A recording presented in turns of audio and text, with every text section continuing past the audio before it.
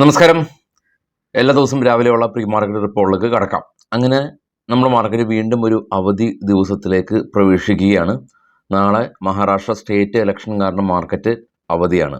എപ്പോഴും പറയാറുള്ള പോലെ തന്നെ നമ്മളെ മാർക്കറ്റ് അവധി ആയിരിക്കുകയും ഗ്ലോബൽ മാർക്കറ്റ് അവധി ഇല്ലാതിരിക്കുകയും സാഹചര്യത്തിൽ മാർക്കറ്റ് മൂവ് ചെയ്യുന്നുണ്ട്. നമ്മൾ പൊസിഷൻ എടുക്കുമ്പോഴൊക്കെ കുറച്ച് ട്രബിളാകും. അതുകൊണ്ട് തന്നെ കോഷ്യസ് ആവാം. ഇനിയിപ്പോൾ ഇന്ന് ഫിനാൻഷ്യൽ നിഫ്റ്റിയുടെ എക്സ്പയറിയാണ്. നമ്മുടെ മാർക്കറ്റ് ഇന്നലെയും ഇടിഞ്ഞു. ഏകദേശം തുടർച്ചയായിട്ട് 7 ദിവസം ഇടിഞ്ഞു. ഇന്നലെ IT സെക്ടറാണ് ഇടിവിന് ആക്കം കൂട്ടിയത്. കാരണം ഏറ്റവും അവസാന ദിവസം US മാർക്കറ്റിലെ നാസ്ഡാക്ക് 400 പോയിൻറ്റിൻ്റെ ഒരു ഇടിവ് രേഖപ്പെടുത്തിയിരുന്നു. ഇനി നമ്മുടെ മാർക്കറ്റിലേക്ക് വരുന്നതിന് മുമ്പ് ഗ്ലോബൽ മാർക്കറ്റ് ഒന്ന് നോക്കാം. ഗ്ലോബൽ മാർക്കറ്റ് ഏറ്റവും ടോപ്പിൽ ബിറ്റ്കോയിൻ 90,000, അതിന് താഴെ ബ്രന്റ് ഓയിൽ 73, തൊട്ട് താഴെ ഗോൾഡ് $2,611 പെർ ഔൺസും. ഇന്ത്യ വിക്സ് ഇന്നലെ ഒരു 3.5% സ്പൈക്ക് ചെയ്ത് 15 എത്തി നിൽക്കുന്നുണ്ട്. ഡോ ഫ്യൂച്ചർ ഇപ്പോൾ ട്രേഡ് ചെയ്യുന്ന ഡോ ഫ്യൂച്ചർ ഫ്ലാറ്റാണ്. എന്നാൽ ഏഷ്യൻ മാർക്കറ്റ് എല്ലാം തന്നെ പൊതുവെ പോസിറ്റീവാണ്. ജപ്പാൻ മാർക്കറ്റ് നിക്കി 200 പോയിൻറ്റും, ഓസ്ട്രേലിയ 45 പോയിൻറ്റും, കോസ്പി കൊറിയ ഇന്നലെ റാലി രേഖപ്പെടുത്തിയിരുന്നു സാംസങ് ബൈബാക്ക് കാരണം. അതുകൊണ്ട് ഇന്ന് ഫ്ലാറ്റാണ്. ചൈന ഫ്ലാറ്റാണ്. എന്നാൽ ഇന്നലെ ക്ലോസ് ആയ FTSE എന്ന് പറയുന്നത് UK മാർക്കറ്റ് പോസിറ്റീവായിരുന്നു. CSE 40 ഫ്രാൻസ് മാർക്കറ്റ് പോസിറ്റീവായിരുന്നു. ഡാക്സ് ജർമ്മൻ മാർക്കറ്റ് ഫ്ലാറ്റായിരുന്നു. ഡോയും നാസ്ഡാക്കും മിക്സ്ഡ് ആയിരുന്നു. അതായത് നാസ്ഡാക്ക് 112 പോയിൻ്റ് റാലിയും ഡോ 55 പോയിൻറ്റിൻ്റെ ഒരു ഫ്ലാറ്റായി നെഗറ്റീവായ രീതിയിലും ക്ലോസ് നടത്തി. US മാർക്കറ്റിൽ ലിസ്റ്റ് ചെയ്ത ഇന്ത്യൻ കമ്പനികളിൽ ഇൻഫോസിസും വിപ്രോയും എല്ലാം തന്നെ മിക്സ്ഡ് ആയിരുന്നു. എന്നാൽ HDFC ICICI ബാങ്കും പോസിറ്റീവായ രീതിയിൽ ക്ലോസ് ചെയ്തിട്ടുണ്ട്. റിലയൻസ് GDRൽ 0.5% ഇടിഞ്ഞിട്ടുണ്ട്. നമ്മൾ മാർക്കറ്റ് ക്ലോസ് ചെയ്തതിന് ശേഷം ഗ്ലോബലി വലിയ പ്രശ്നങ്ങളൊന്നുമില്ല. US മാർക്കറ്റ് മിക്സ്ഡ് ആയിരുന്നു. നാസ്ഡാക്ക് 400 പോയിൻ്റ് ഇടിഞ്ഞിരുന്നു. കഴിഞ്ഞ ദിവസം അത് 100 പോയിൻറ്റിൻ്റെ റിക്കവറി രേഖപ്പെടുത്തി. ഡോ വലിയ പ്രോഫിറ്റ് ബുക്കിംഗ് കാര്യങ്ങളൊന്നും തന്നെ ഇല്ല. അപ്പോൾ US മാർക്കറ്റിൽ ജെറോം പൗൽ പറഞ്ഞിരിക്കുന്ന ഇൻട്രസ്റ്റ് റേറ്റ് കട്ട് ചെയ്യാനായിട്ട് ധൃതി പിടിക്കില്ല എന്നുള്ള കാര്യം ഓൾറെഡി ഫാക്ടറിൻ ആയിട്ടുണ്ട്. അത് ഓൾറെഡി ഡൈജസ്റ്റ് ആയിട്ടുണ്ട്. ഇനി നമ്മുടെ മാർക്കറ്റിലേക്ക് തിരികെ വരുമ്പോൾ FISൻ്റെ കാര്യം പറയേണ്ട കാര്യമില്ല. ഇന്നലെയും സെല്ല്, എല്ലാ ദിവസവും സെല്ല്. കഴിഞ്ഞ മാസം 1,14,000 കോടി രൂപ, ഇപ്പോൾ ഈ മാസം ഏകദേശം ഒരു 40,000 കോടി രൂപയിലേക്ക് അടക്കുന്നുണ്ട് അവരുടെ സെല്ല്. ശക്തമായിട്ട് രീതിയിൽ മുകളിലേക്ക് സെല്ലിങ് തുടരുന്നുണ്ട്. ഇന്നലെ ആരോ കമൻറ്റ് ചെയ്ത പോലെ തന്നെ സെല്ല് ചെയ്യുന്ന എമൗണ്ടിൽ കുറച്ച് വ്യത്യാസം വന്നിട്ടുണ്ട്. വലിയ ഹ്യൂജ് കോടികൾ സെല്ല് ചെയ്യാതെ ഇപ്പോൾ ഒരു 2,000, 1,500, 1,200 കോടി രൂപയൊക്കെയാണ് സെല്ല് ചെയ്യുന്നത്. അതായത് DISന് ബൈ ചെയ്യാനായിട്ട് കപ്പാസിറ്റി ഉള്ള അത്രയാണ് FIS സെല്ല് ചെയ്യുന്നത്.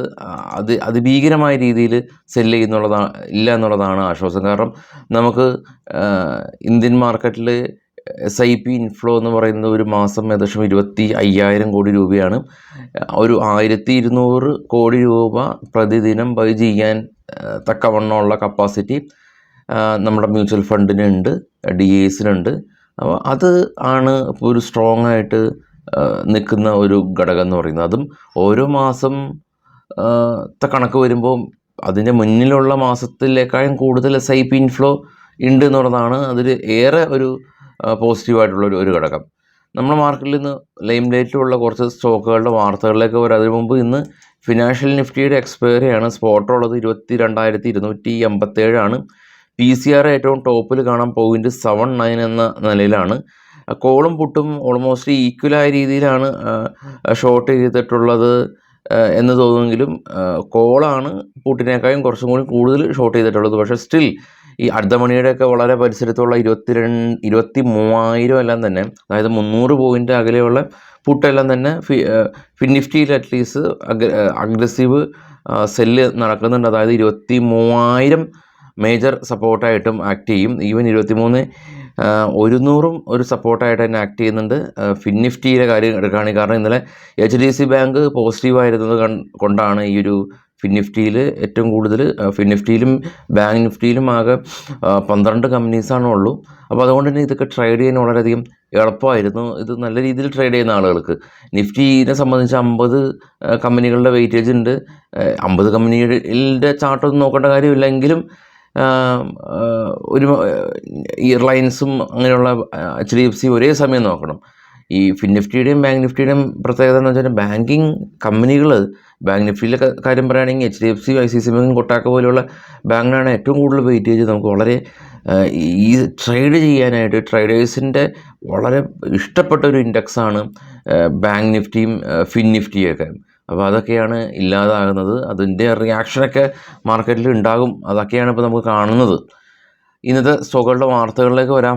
ജ്യോതി സ്ട്രക്ചർ കമ്പനി ഫണ്ട് റൈസ് ചെയ്യുന്നുണ്ട്.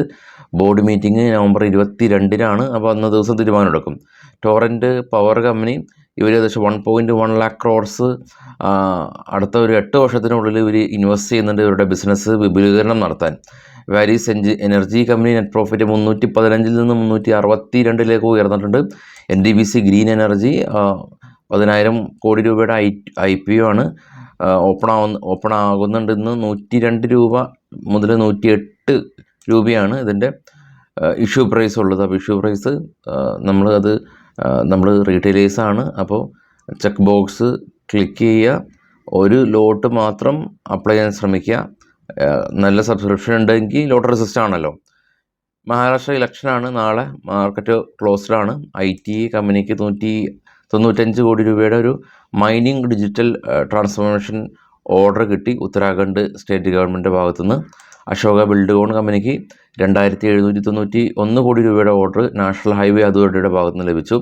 PG Electroplast company lithium ion battery ചെയ്യാനായിട്ട് കമ്പനി ഈ ഒരു ബിസിനസ് ചെയ്യാനായിട്ട് കമ്പനി ആരംഭിച്ചു.